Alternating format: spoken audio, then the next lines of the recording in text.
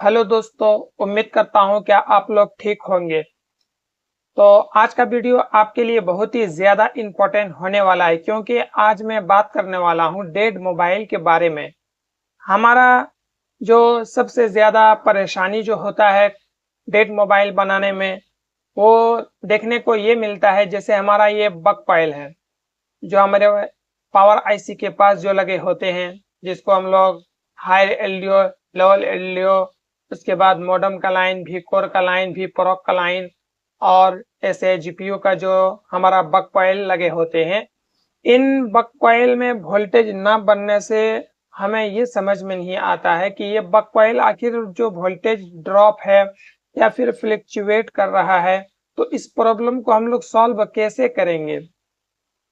तो आज के वीडियो में मैं इसी बारे में बात करने वाला हूँ कि जैसे हमारा बक कॉइल जब वोल्टेज नहीं मिलता है तो हमारा जो यहाँ पर पावर आईसी लगा हुआ है इसमें प्रॉब्लम होता है, और एक सिरा इसका ज्यादा सीपीयू जाता है तो क्या सीपीयू में प्रॉब्लम है।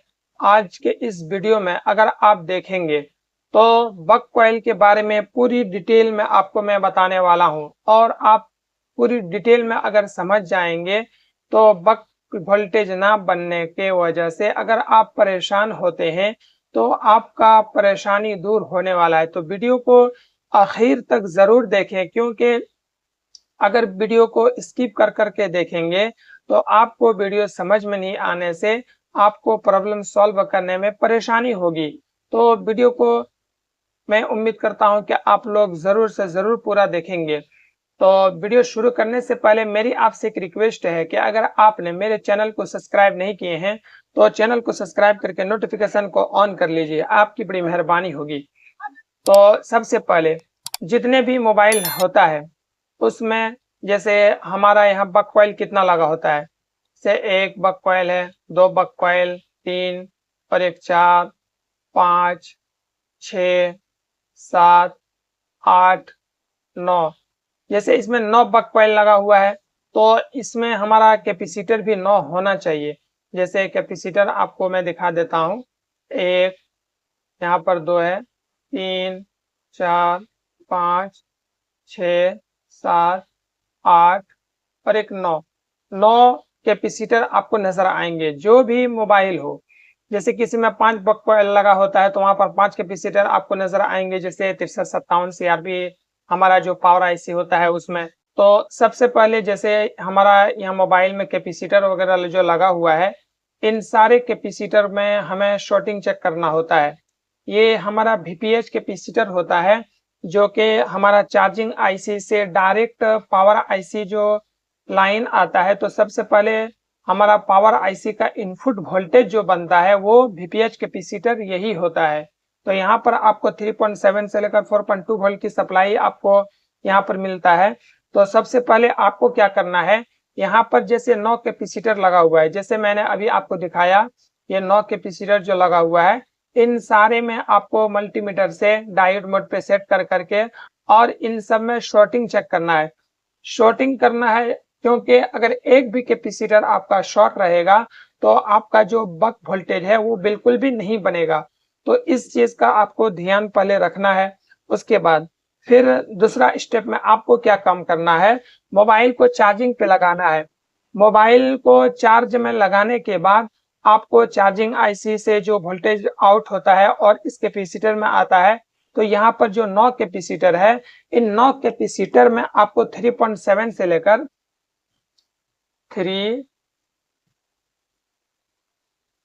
3.7 से लेकर 4.2 वोल्ट की सप्लाई आपको चेक करनी होती है। अगर यहाँ पर 3.7 से लेकर 4.2 वोल्ट की सप्लाई अगर ना मिले तो आपको चार्जिंग आईसी से जो लाइन आउट होता है और इस कैपेसिटर पे आकर इन होता है, इनके बीच में अगर कहीं पर जैसे लाइन कट गया हो या फिर आपका वीपीएच कैपेसिटर शॉर्ट हो, इसकी वजह से वोल्टेज ना मिल रहा हो, तो इन चीजों को चेक करना है। तो पहले आपको शॉर्टिंग चेक कर लेना, उसके बाद वीपीएच जो लाइन हमें 3.7 से लेकर 4.2 वोल्ट की सप्लाई उसको चेक करना है। और एक चीज का ख्याल आपको रखना है, जैसे अगर हम लोग बिना बैटरी, जैसे हम लोग क्या करते हैं, मोबाइल को चार्जिंग में लगाएं और चेक किए, तो उस वक्त 3.7 से लेकर 4.2 वोल्ट की सप्लाई आपको देखने को नहीं मिलेगा। उस वक्त आपको 3.2 वोल्ट की सप्लाई वहां पर देखने को मिलेगा। और अगर जब आप मोबाइल में बैटरी भी लगाएंगे तब वहां 3.7 से लेकर 4.2 वोल्ट की सप्लाई आपको चेक करनी होती है, यानी वहां पर आपको मिलेगा। तो इसका आपको ख्याल में रखना है, क्योंकि बैटरी अगर नहीं लगाएंगे तो कई टेक्नीशियन ऐसा हो मतलब दिमाग में आने लगता है कि हो सकता है कि यहाँ पर हमारा चार्जिंग आईसी खराब है, क्योंकि 3.2 वोल्ट मिल रहा है जबकि यहाँ पर 3.7 वोल्ट मिलना चाहिए। तो इसका आपको ख्याल रखना है। तो ये दो बातें आपका क्लियर हो गया। तो अब आपको तीसरा स्टेप में जो चेक करना है वो चेक करना है बक कॉइल। जैसे ये हमारा बक कॉइल है, तो ये हमारा बक कॉइल जो है ये हायर एलडीओ है। ये क्या है? हायर एलडीओ, एलडीओ, ये हायर एलडीओ है। और इसमें देखना है कि हमारा जो कहीं शॉर्ट तो नहीं है। शॉर्टिंग तो आपको चेक कर लेना है। और यहाँ पर हमारा जो सबसे पहले वोल्टेज बनता है, ये तीसरा स्टेप में बात कर रहा हूँ। सबसे पहले यहाँ पर ये जो VS1 का ये हमारा बक लगा हुआ है। जैसे ही पावर आईसी को 3.7 से लेकर 4.2 वोल्ट की सप्लाई मिलता है, जो कि पावर आईसी का इनपुट वोल्टेज होता है, तो उसके फौरन बाद ही यहाँ पर भी S1 का एक लाइन बनता है, जो कि यहाँ पर आपको 2.0 वोल्ट या 2.5 वोल्ट की सप्लाई आपको चेक करनी होती है। यहाँ पर अगर वो वोल्टेज बन जाए तो फिर यहाँ पर हर एक बक कॉइल जो लगा हुआ है, मॉडेम का लाइन, उसके बाद V4 V प्रोग, इसमें एक बक कॉइल नहीं बनेगा। वो कई हो सकता है कि ये हो जो VPA का लाइन होता है, वो सिम लगाने के बाद वोल्टेज बनता है। तो इसमें पहले आपको देख लेना है कि VPA का कौन सा बक कॉइल है, उसमें नहीं बनेगा। तो इन सब में आपको 0.8 वोल्ट की सप्लाई चेक करनी होती है। उसके बाद यहाँ पर ये लाइनें सब बन जाए, जैसे हायर एलडीओ, सबसे पहले तो VS1 का लाइन बनना चाहिए, ये बनेगा तब फिर ये सब बनने के बाद हायर एलडीओ बनता है।